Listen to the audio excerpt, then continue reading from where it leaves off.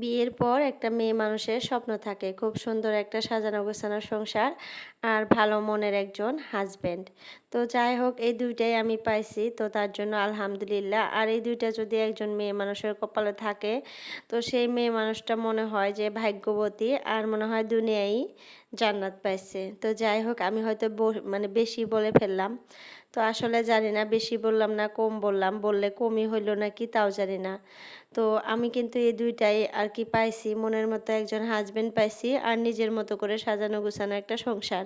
তো নিজের মতো করে সেখানে সাজাইতে পারি, গুছাইতে পারি, নিজের মতো করে রান্না করে খেতে পারি, এটাই কিন্তু আলহামদুলিল্লাহ। তো আজকে সারাদিন ঘরে কি কি কাজ করলাম, সারাদিন কত কাজকর্ম, রান্না বান্না, ঘর গুছানো, সাথে বাড়ি পরিষ্কার, তো সব মিলিয়েই কিন্তু আজকের ভিডিওটা। আর তোমাদের ভাইয়া কিন্তু আমার কাজে আজকে একটু হেল্প করছে, তো সেটাও কিন্তু এই ভিডিওতে দেখতে পারবা। তো চলো ভিডিওটা স্কিপ না করে সম্পূর্ণ ভিডিওটা দেখো আপুরা, আশা করি তোমাদের কাছে ভালো লাগবে।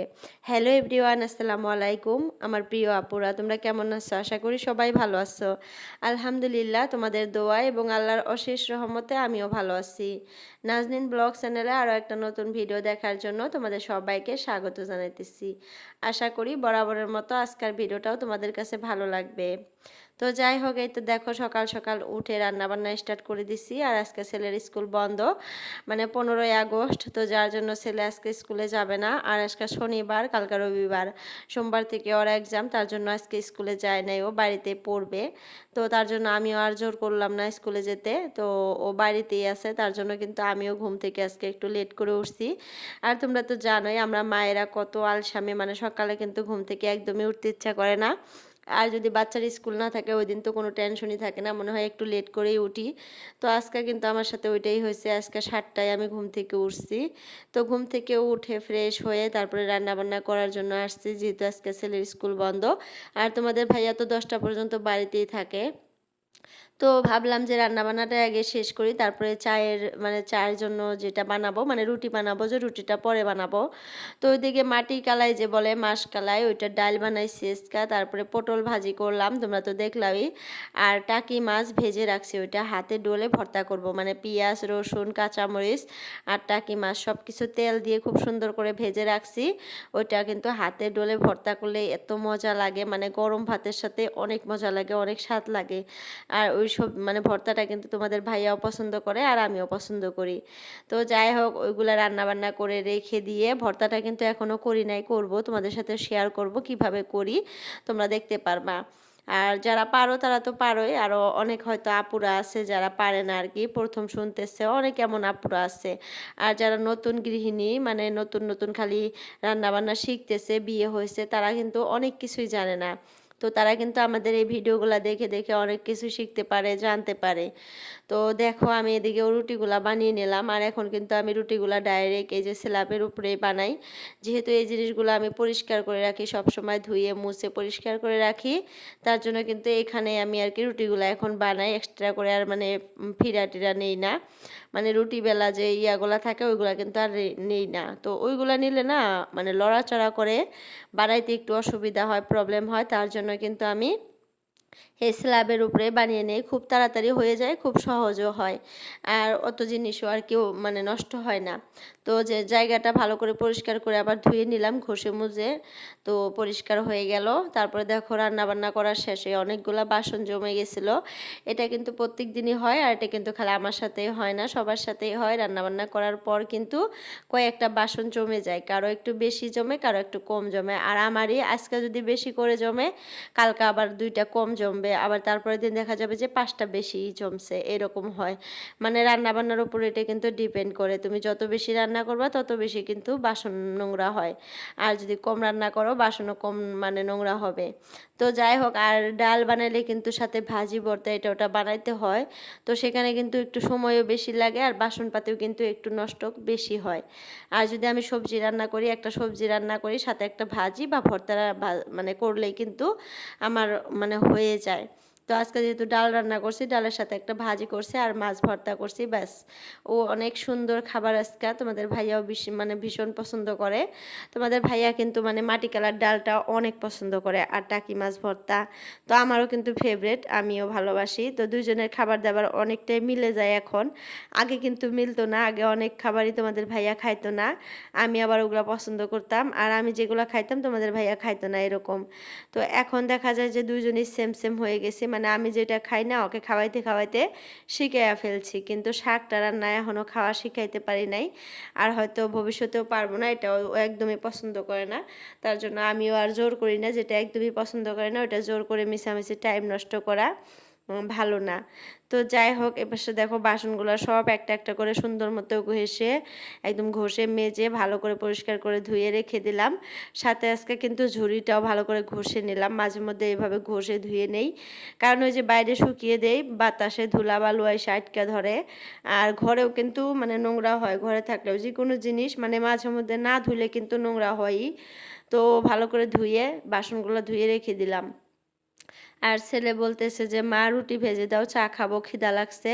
এখন প্রায় 9:30টার মতোই বেজে গেছে আপুরা, তার জন্য ভাবলাম যে রুটিগুলা ভেজে নেই, আর তোমাদের ভাইয়াকে ডেকে বললাম যে উঠো চাটা খেয়ে নেই সবাই মিলে। তো এখন সবাই মিলেই নাস্তাটা করব, তার আগে রুটিগুলা খুব সুন্দর করে ভাজবো আজকা, মানে মনটা ভালো আছে। আর যেদিন দেখবা কি মনটা ভালো আছে না, ওই দিন মানে সব কাজ করতে কিন্তু মন টানে, আর যেদিন মনটা একটু খারাপ থাকে কোনো কাজেই কিন্তু মন বসে না। মাঝে মধ্যেই কিন্তু আমার সাথে এরকম হয় আপুরা, মানে হঠাৎ করেই দেখবা কি আমার মনটা অনেক ভালো, সব কাজকর্ম খুব সুন্দর মতো গুছিয়ে করতেছি, আবার মাঝে মধ্যে দেখা যায় এইরকম রাগ উঠে, কোনো কাজই করতে ইচ্ছা করে না, ভালো লাগে না, মানে মন বসে না কোনো কাজই। আর যে কোনো কাজ দেখবা মন দিয়ে খুব সুন্দর করে ভালোবাসা দিয়ে করবা, সেই কাজটা দেখবা খুব সুন্দর হয়, একদম নিখুঁত হয়। তো আমিও মাঝে মধ্যে ওইভাবেই ঘরের কাজকর্ম করি, নিখুঁতভাবে খুব ভালোবাসা দিয়ে সুন্দর করে করি। আবার মাঝে মধ্যে দেখা যায় কি হুটহাট করে ফেলি, মানে তাড়াতাড়ি করে মানে রেখে দেই। তো এখন বর্তমানে এত গরম পড়ছে আপুরা, কোনো কাজেই কিন্তু মন বসে না, গরমে অস্থির হয়ে যায়।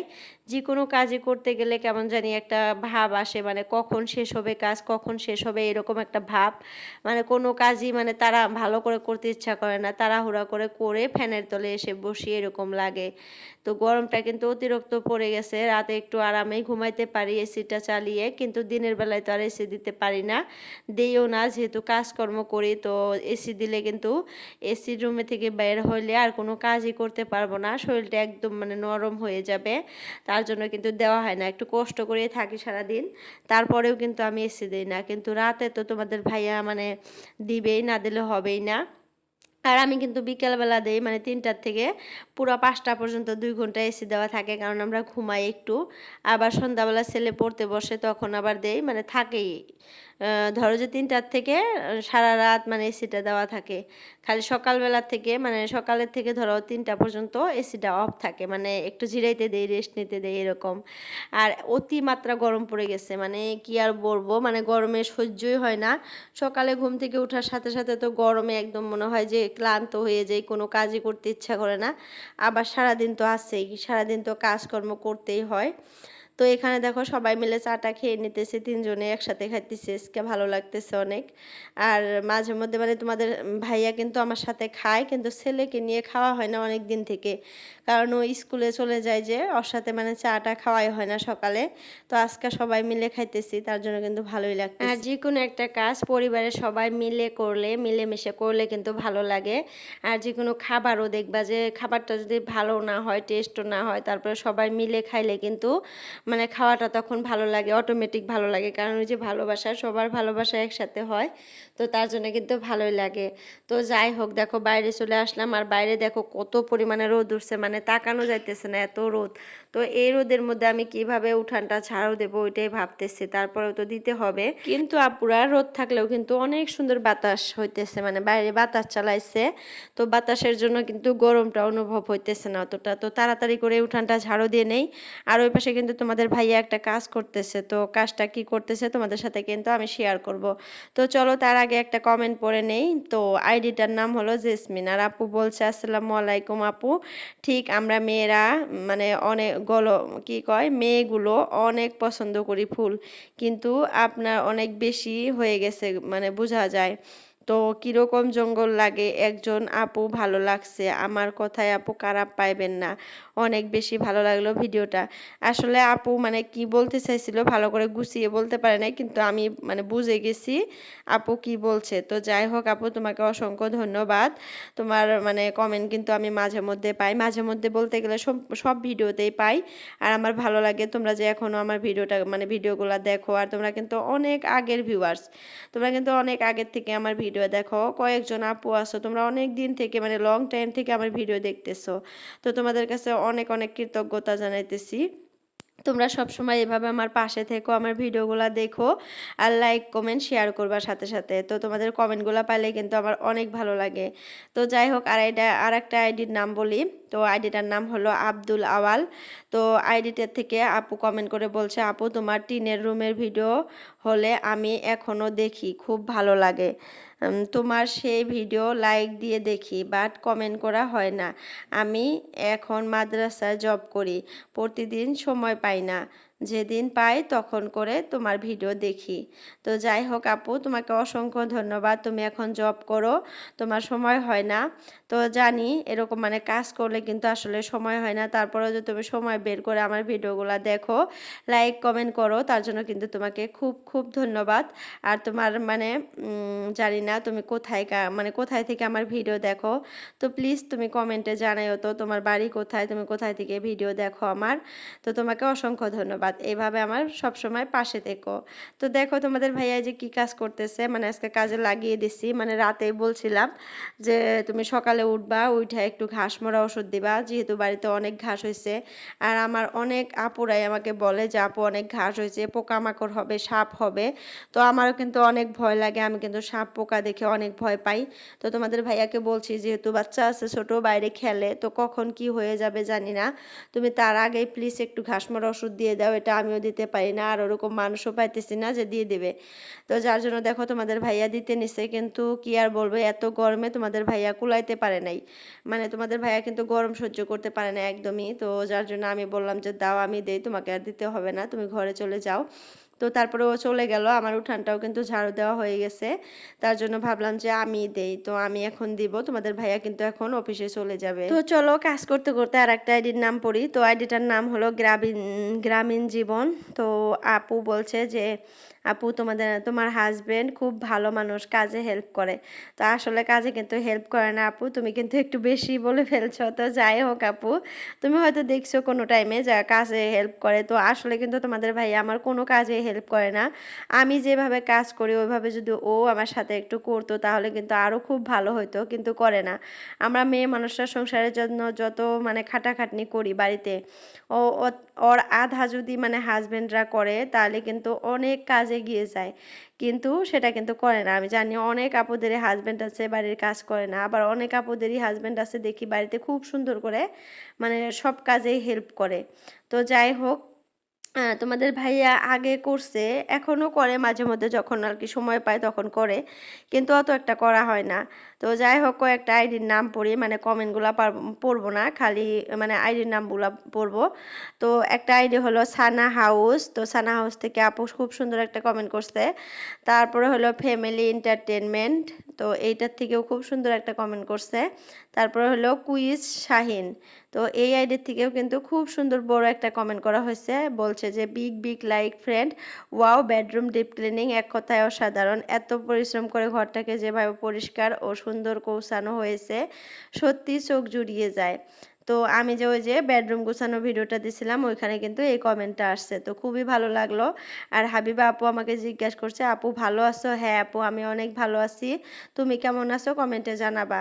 তো তোমাদের সবাইকে অসংখ্য ধন্যবাদ, তোমরা খুব সবসময় ভালো থেকো, সুস্থ থেকো, আমাদের জন্য কিন্তু দোয়া করো। আমি কিন্তু সবসময় তোমাদের জন্য দোয়া করি, তোমরা ভালো থাকো, যেখানেই থাকো ভালো থাকো, স্বামী সংসার নিয়ে খুব সুন্দর থাকো।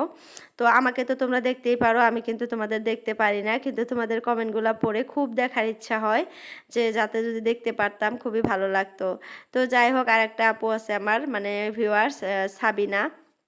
তো সাবিনা আপু কিন্তু ধুবড়ীতে থাকে। তো আপুর কিবা অপারেশন হয়েছে জানি না। আপু মানে কমেন্টে বলছিল যে আমার অপারেশন হয়েছে অনেকদিন থেকে, তোমার ভিডিও তার জন্য দেখি না, আমি দেখতে পারি না।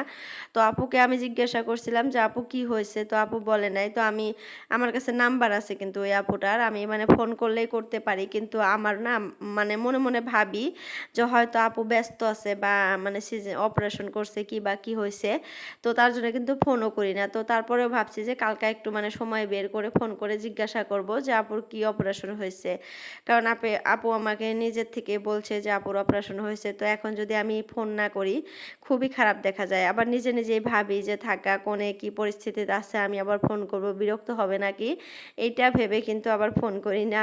তো যাই হোক, কালকে ভাবছি অমনি ফোন করব, যেহেতু বেমার, তো বেমারের কথা শোনার পর কিন্তু চুপ করে বসে থাকা যায় না আর ভালো লাগে না। তো আপু যেহেতু আমাকে অনেক ভালোবাসে, আমার ভিডিওগুলো দেখে, আবার আমাদের এখানে একটা বিয়াতে আমার সাথে মিট করছে, তো মিট করেও কিন্তু আপুর সাথে আমার অনেক ভালো লাগছে, খুব সুন্দর ফ্রেন্ডলি, খুব ফ্রি একদম, খুব সুন্দর করে কথা বলে। তো ওরা দুই বোন আসছিল আপুরা, তো দুই বোনই খুবই ভালো, ছোট বোনটা তো ছোট বোনই না বড় বোন, ওইটা তো আরও ভালো, অনেক ভালো, একদম খোলামেলা, খুব সুন্দর করে কথা বলে। তো ওদের সাথে দেখা করে কিন্তু আমার ভালো লাগছে। তো আমি ভাবছি যে আমার ভিডিও দেখবে, কিন্তু অনেক দিন থেকে দেখে না, হঠাৎ করে আবার মানে কমেন্ট করে বলছে যে আপুর অপারেশন হয়েছে। তারপরে আমি বলছি কি অপারেশন হয়েছে, আপু আর রিপ্লাই করে নাই, তো যার জন্য ভাবছি যে আমি ফোন করব। তো এইদিকে দেখো কথা বলতে বলতে টাকি মাছের ভর্তাটা করে ফেললাম, সব কিছু যে ভাইজা রাখছিলাম ওগুলা ভালো করে মিক্স করে তারপরে টাকি মাছের মানে কাঁটাগুলা ফালাইয়া দিলাম, যেগুলো বড় বড় কাঁটা ছিল ওইগুলা ফালাইয়া দিয়ে হাতের সাহায্যে খুব সুন্দর করে ভর্তা করে নিলাম। তো এখন সব কিছু মুছে ক্লিন করে নেই, বাইরের কাজকর্ম কিন্তু শেষ, আর আমি বাইরে যাব না, এত পরিমাণে গরম, আর বাইরে যাব না। আর আজকে যে ছেলে বাড়িতে আছে, ছেলেকেও আমাকে পড়াইতে হবে, তো ও পড়তেছে একা একাই, মাঝে মধ্যে যেটা না পায় ওইটা আমার কাছে নিয়ে আসে, বলে দেই, আবার পরে এরকম করে পড়তেছে। তো ও ওইদিকে পড়তেছে, এদিকে আমি কাজ করতেছি, আর আম্মুটা কিন্তু খেলতেছে, মানে আমার পুচকি মাটা খেলাধুলা করতেছে। আর তোমাদের ভাইয়া কিন্তু চলে গেছে অনেক আগেই। তো আমি এই যে এখন স্ল্যাবটা ভালো করে ঘষে নেই, ঘষে নিয়ে মুছে নেই, যেটা প্রত্যেক দিন করি।